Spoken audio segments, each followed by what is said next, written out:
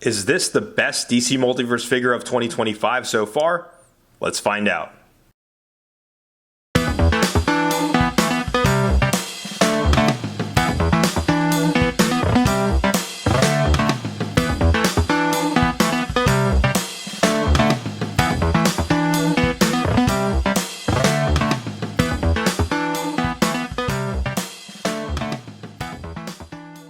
Hey, what's happening? YouTubers are back with a brand new action figure review, and today we're going to take a look at the new McFarlane Toys DC Multiverse Cyborg Superman, based on his appearance in Revenge of the Green Lanterns. Now, this just came out recently, and I got this from GameStop, and shoutouts to GameStop for reserving an order for me, because the initial pre-order sucked. This thing sold out right away, and I went to GameStop directly. It's a good thing you can do, like a good option. If it runs out online, you can always go to the store and they can always reserve one for you for when they get their shipment in. But yeah, I'm glad to get one in because, like I said, it sold out fast and it's going for mad bread in the aftermarket.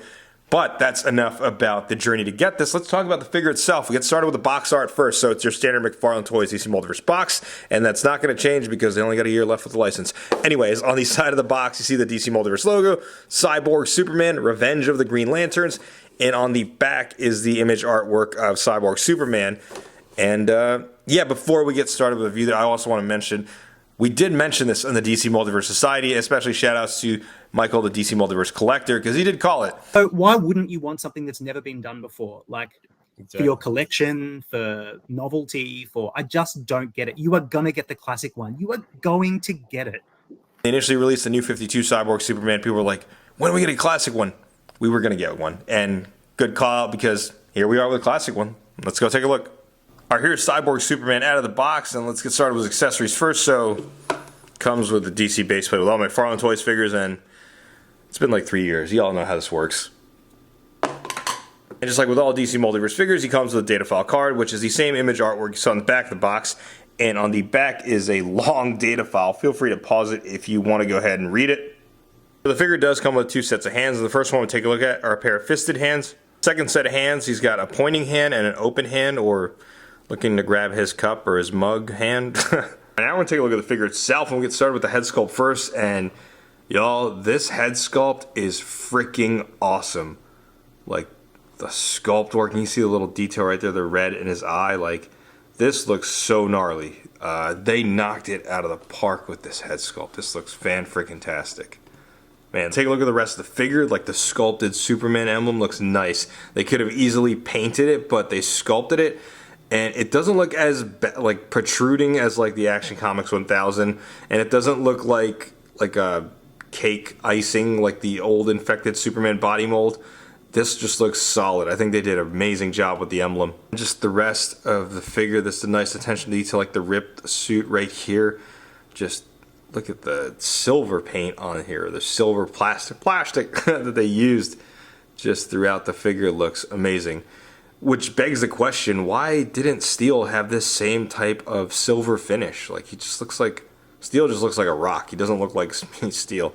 I no longer have that figure anyway, so I can't compare it. But yeah, they did an amazing job. Like, the nice attention to detail right here, and it's consistent throughout the rest of the body. But there is one imperfection I found, and a lot of people pointed out. And I'm, of course, talking about his right leg.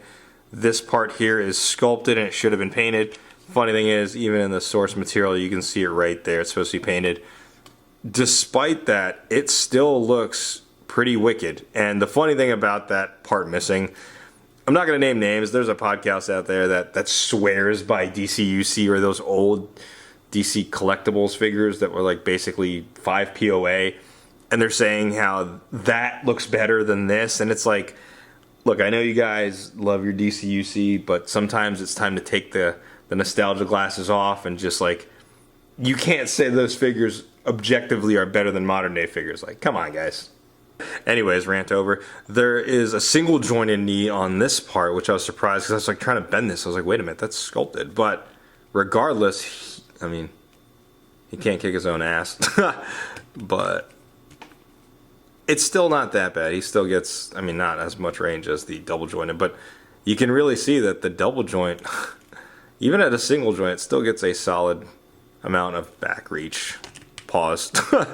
And then when I look at this, like the rest of the body mold, this It looks like they're basing it off of the infected body mold, but the thing is, everything is newly sculpted. The top torso piece is new because of the sculpting work right here. The emblem's new. The torso's new. The midsection, I should say. The arms are new. The only thing that might be reused are the arms. And yeah, because the leg is newly sculpted, like both legs. So I think the only thing that's really reused in this is the arms. I'm wondering how this was done. But yeah, this emblem is really nice. I really wish we had more Superman figures like this, because I think, like, I used to love the Action Comics 1000 Supes because of the sculpted emblem, but that was too big. This is a nice standard size for it. And of course you have the wired soft goods cave. No Superman emblem on the back, but yeah, man, this figure's nice. Now let's see if it moves like infected Superman. I mean, still no movement forward or as much. How much does the Cyborg arm get? Oh, damn. Oh no. His arm popped off. Great. It's another Dark Side video. Just kidding. Some of y'all who've watched my channel for a long time will understand that reference, but yeah, that was meant to happen. It was a Cyborg arm, but let's pop that back in there. I just wanted to see how much range he got, so a little better than 90 degrees. But yeah, not bad. I think overall this figure just looks nice. Damn. Articulation-wise, it's probably what you'd expect from a McFarlane Toys figure. I was going to jump right into size comparisons, and first size comparison, here's Cyborg Superman standing next to a couple other Superman figures from McFarlane Toys DC Multiverse line. On the left, we have the new 52 Cyborg Supes, which I remember for the longest time it was like this myth on the Facebook groups if it was real or if it was a custom or whatever.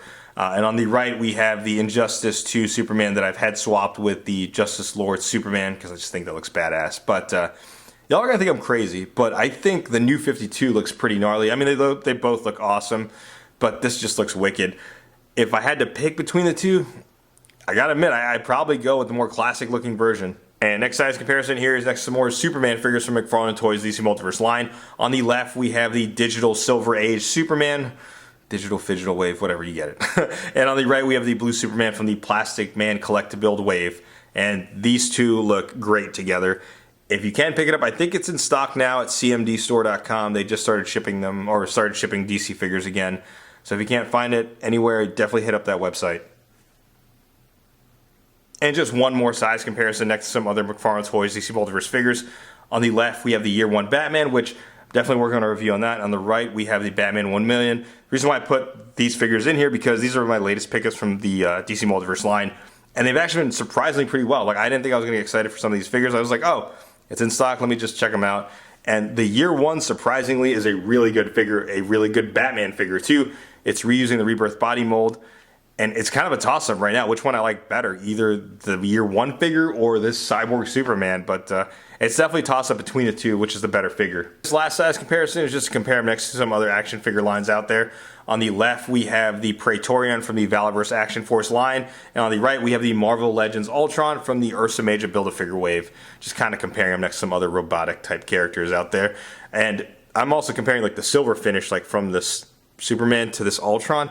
I kind of lean more towards this silver finish. This looks fantastic, but this also looks good. Let me know in the comments below which one you prefer in terms of like silver finish. Alright, some overall thoughts of the figure. I like it a lot. Like I said, it's a toss-up between this or Year 1 Batman as my DC Multiverse figure of the year. But if you're asking me on the spot right now, I usually tend to lean more towards the more gnarlier sculpts, and this is definitely one they excelled in my opinion. I think McFarlane Toys knocked it out of the park, and it's going to look great for your Superman display. It's crazy because like, I remember people are saying now, like on giving their opinions, saying like, oh, it's because they have the license for the last year, now they're going all out.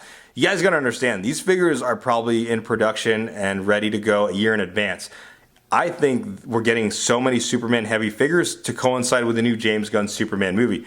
Think about it, we have Silver Age Supes, we have the essentially Reign of Superman, Cyborg Superman, and then we also have Superboy coming out later on this year. So I think it's to coincide with that, but other than that, it's a nice welcome addition to the collection. I do wish it would have come with a flight stand instead of the base plate so I can stop tossing that stuff to the side.